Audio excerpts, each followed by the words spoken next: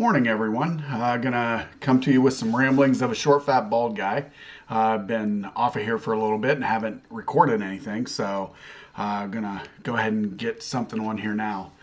I'm gonna talk about the 20th anniversary of the most horrible event to happen, at least in my lifetime so far, and that is the attacks of 9/11.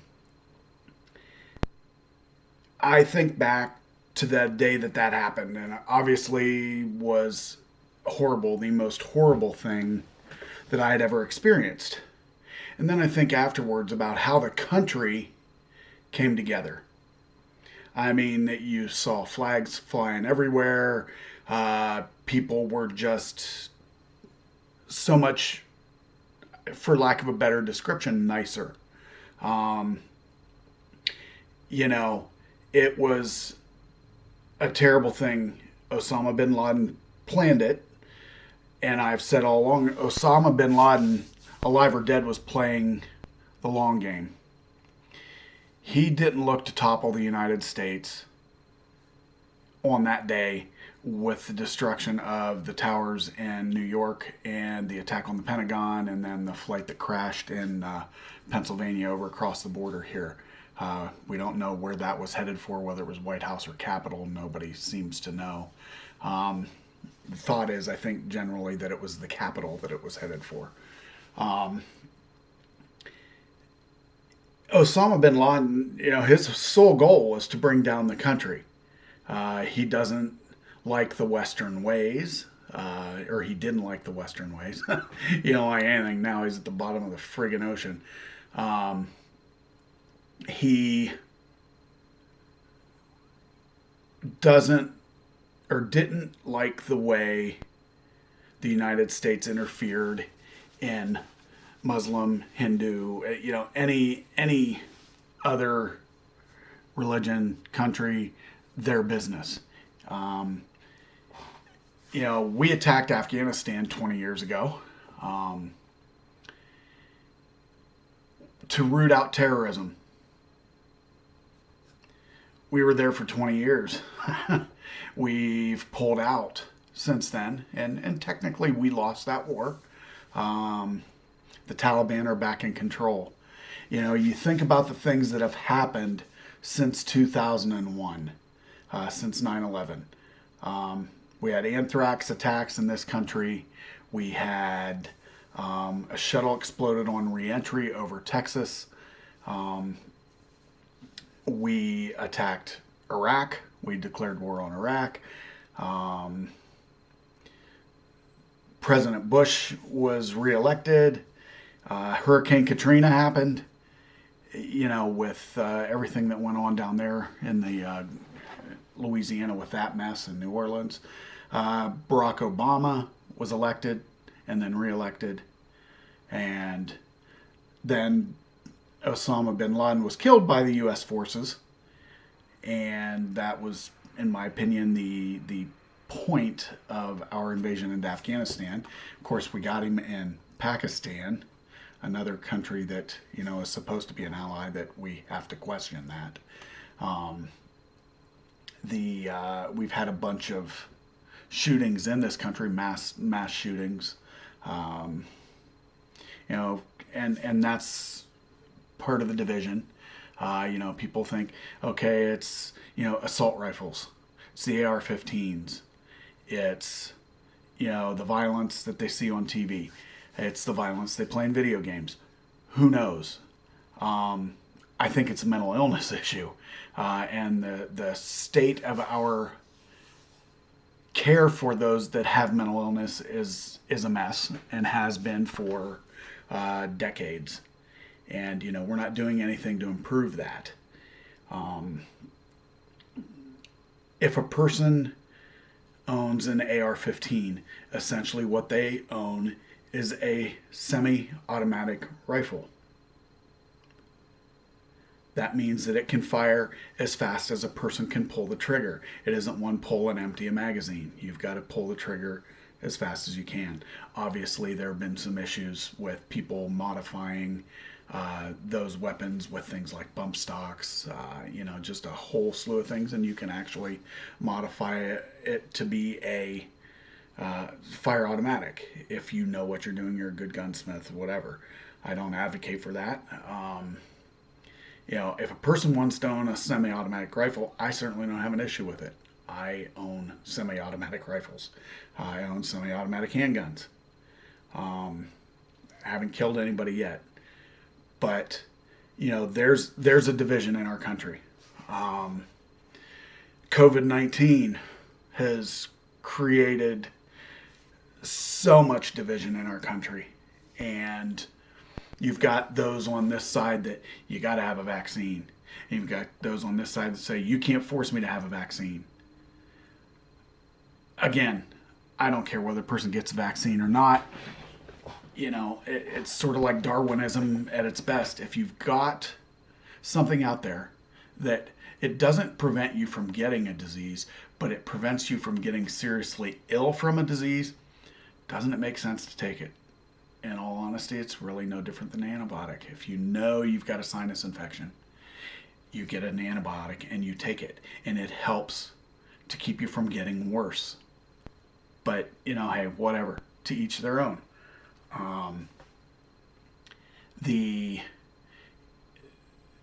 politics in this country. Donald Trump lost. Joe Biden was elected. Some say that it was all a scam, that there was voter fraud, all that. Let me tell you, I'm sure there was voter fraud. There's voter fraud in every election. If you go back decades, there's been voter fraud in every election. But never has it been proven to be enough to overturn elections, to overturn the results.